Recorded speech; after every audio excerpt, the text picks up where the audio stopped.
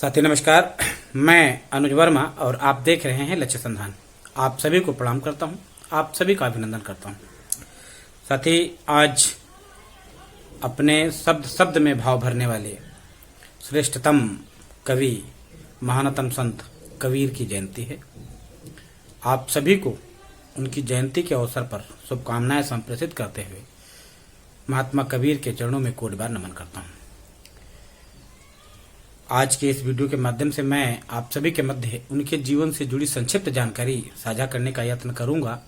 आपसे आग्रह है कि वीडियो अंत तक देखिए। चैनल को अपना स्नेह इसे लाइक शेयर सब्सक्राइब करके प्रदान करिए। महात्मा कबीर, जन्म ईस्वी सन 1398, विक्रमी संवत 1455 और हिंदी महीनों की अगर तिथि माने तो ज्येष्ठ माह की पूर्णिमा तिथि। स्थान काशी में एक लहर तारा नामक तालाब, जहां पर लावारिस अवस्था में एक नीरू और नीमा नामक जुलाहा दंपत्ति को आप मिले और वही आपका जन्म माना गया। यद्यपि आपके जन्म से जुड़ी दशाएं रहस्यमय हैं, फिर भी जो जानकारी में है वो यही है कि नीरू और नीमा नामक जुलाहा जिन्होंने आपका पालन पोषण किया। यद्यपि वो किसकी वास्तविक संतान थे, किसकी जैविक संतान थे, यह शायद आज तक रहस्य है। महात्मा कबीर, जिन्होंने आजीवन इस समाज को सुधारने के लिए, संदेश देने के लिए अपना जो भी साहित्यिक सृजन था वो करते रहे और तत्कालीन जो भी कुरीतियां थीं, वर्ण व्यवस्था थी, जाति व्यवस्था थी, धार्मिक कट्टरता थी, या यूं कह लीजिए जो भी पाखंडवाद थे, चाहे वो घरेलू थे या सामाजिक थे, उन सब पर करारा प्रहार करते हुए अपनी कलम, अपना विचार दिया। एक सामाजिक योद्धा, एक वैचारिक क्रांति के रूप में वैचारिक क्रांतिकार महात्मा कबीर का जो साहित्य सृजन था वो सामाजिक सरोकारों से जुड़ा था, इसलिए उन्हें सामाजिक योद्धा के रूप में भी स्थापित करना कतई गलत नहीं है। ऐसा सामाजिक सरोकार लोक मंगल की पूरी प्रतिबद्धता के साथ जीवित रहने वाला ऐसा महानतम कवि, जिसने कहा है कि कबीरा खड़ा बाजार में सबकी मांगे खैर, ना काहू से दोस्ती ना काहू से बैर। लोक मंगल की कामना का कितना ज्यादा उन्होंने अपने आप को मुखर होकर के प्रस्तुत किया है लोक मंगल की कामना के लिए कि सबका भला हो। इंसानियत ही सर्वश्रेष्ठ है, इंसान ही सर्वश्रेष्ठ है, इंसानियत ही सर्वश्रेष्ठ है। जाति से, धर्म से, पंथ से परे इंसानियत के प्रबल पक्षधर महात्मा कबीर ने तत्कालीन धार्मिक कट्टरताओं पर, जातीय व्यवस्था पर बहुत करारा प्रहार किया है। उन्होंने यद्यपि वो पढ़े लिखे नहीं थे, मसी कागज छुओ नहीं कलम का ही नहीं हाथ, उन्हीं का संदेश है, जिससे यह सिद्ध होता है कि वो पढ़े लिखे नहीं थे, फिर भी विचार की जो उनका था वो इतना ऊर्जावान था जो तब भी शाश्वत था, आने वाले समय तक शाश्वत रहेगा। लिखा है उन्होंने कहीं कि सांच बराबर तप नहीं, झूठ बराबर पाप, जाके हृदय सांच है ताके हृदय आप। यानी कि सत्य और ईमानदारी से बड़ा कोई भी तप नहीं है, जिससे करने वाला, सत्य और ईमानदारी का तप करने वाला हर कोई व्यक्ति श्रेष्ठतम स्तर तक, उच्चतम स्तर तक पहुंच सकता है। किंग कर्तव्य विमूढ़ लोगों के लिए कितना बड़ा संदेश कि काल करे सो आज कर, आज करे सो अब, पल में परलय होएगी बहुर करो के कब। कितना बड़ा संदेश। इसके अलावा अपरिग्रह जैसी बड़ी समस्या, साईं इतना दीजिए जामे कुटुंब समाए, मैं भी भूखा ना रहूं साधु न भूखा जाए। अपरिग्रह जैसी बड़ी समस्या आज के जमाखोरों के लिए तो बहुत बड़ा सबक है, ये बहुत बड़ी सीख है, उनके गाल पे करारा तमाचा है कि जो जमाखोरी करके समाज के बहुत बड़े वर्ग को महंगाई की भट्ठी में झोंक रहे हैं और उसके बाद भी बड़ी बेशर्मी से अपने आप को श्रेष्ठ इंसान, आदर्श व्यक्ति, समाज सुधारक, समाज सेवक कहते हैं। उनके लिए कितना करारा तमाचा है कि साईं इतना दीजिए जामे कुटुंब समाए, मैं भी भूखा ना रहूं साधु न भूखा जाए। यह अपरिग्रह हर कोई व्यक्ति को आना चाहिए, यह कबीर का संदेश है। इसके अलावा जातीय व्यवस्थाओं पर एक कई रंग एक कई रूप एक कई चमकई गुदा एक जात से सब उत्पन्ना को ब्राह्मण को सूदा जात व्यवस्था पर करारा प्रहार धार्मिक कट्टरता हो अरे इन दोनों राह न पाई हिंदुन की हिंदुआई देखी तुर्कन की तुर्काई अरे इन दोनों राह न पाई। मतलब इतना प्रहार उनकी कट्टरता पर कि जो इंसानियत से भटक गए, इंसानियत के मार्ग से भटक गए, केवल धर्म के डंडे को पीट रहे हैं, उनके लिए बहुत ही तगड़ी चोट है।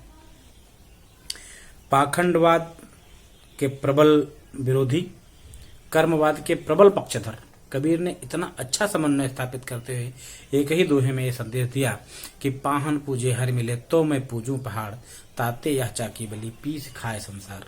यानी कि पाखंडवाद का विरोध, पाहन पूजे हर मिले तो मैं पूजूं पहाड़, कर्मवाद पर जोर, ताते या चाकी भली पीस खाए संसार। इसके अलावा कर्म के प्रबल पक्षधर कि करता था सो क्यों किया अब कर क्यों पछताए, बोया पेड़ बबूल का आम कहाँ से खाए। मैंने कि जैसा करेंगे वैसा मिलेगा, इस बात को उन्होंने अपने दोहे के माध्यम से हम सभी के बीच रखा। तब भी सत्य था, आज भी सत्य है, आने वाले समय में भी सत्य रहेगा कि जो करेंगे वैसा मिलेगा, जैसा करेंगे वैसा मिलेगा। इस तरह से अनेकों प्रकार से कबीर ने समाज के जो आडंबर थे, परिवेश के आडंबर थे, चाहे वो जाति के नाम पे हो, चाहे पूजा के नाम पे हो, चाहे आराधना के नाम पे हो, चाहे उपासना के नाम पे हो, धर्म के नाम पे हो, व्यवस्था के नाम पे हो, सब पर तगड़ी चोट करते हुए कबीर ने संसार को नए मार्गदर्शन के रूप में अपना साहित्य प्रदान किया है, जो एक प्रशस्त मार्गदर्शक के रूप में हम सभी के मध्य विद्यमान है।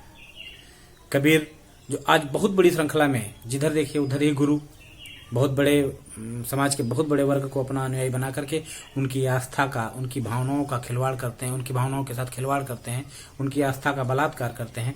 ऐसे बहुत बड़े तबके जहाँ पे गुरु स्वयं को स्वयंभू सत्ता बता करके और अपनी आराधना करवाते हैं, उन गुरुओं के लिए संदेश कि गुरु की कसौटी क्या होनी चाहिए, किस कसौटी पर खरा उतरे वही व्यक्ति गुरु हो सकता है कि भगमा वीर अगनमा पारा जो रोके सो गुरु हमारा। इतनी बड़ी कसौटी, इतनी खरी कसौटी शायद ही कोई उतर पाए, यद्यपि बड़ी मुश्किल बात है, फिर भी इस कसौटी को पार करने वाला व्यक्ति ही कबीर की दृष्टि में गुरु हो सकता है, और यह शाश्वत है, इसे हम काट भी नहीं सकते हैं। ऐसी अनेकों अनेक बातें जो कबीरदास ने अपने साहित्यिक संग्रह में हम सभी को एक मार्गदर्शक सत्ता के रूप में प्रदान करी है। ऐसे महानतम वैचारिक योद्धा, ऐसे महानतम सामाजिक योद्धा, ऐसे महानतम पाखंडवाद के विरोधी हम सबके मार्गदर्शक कबीर को मैं पुनः पुनः प्रणाम करता हूँ। आजीवन सामाजिक सरोकारों को समर्पित कबीर मरने के समय भी आडंबर के विरोध में अपनी सीख दे गए। उस समय की उदंती थी कि मगहर में मरने वाला हर कोई व्यक्ति अगले जन्म में गधा होता है। तो उन्होंने कहा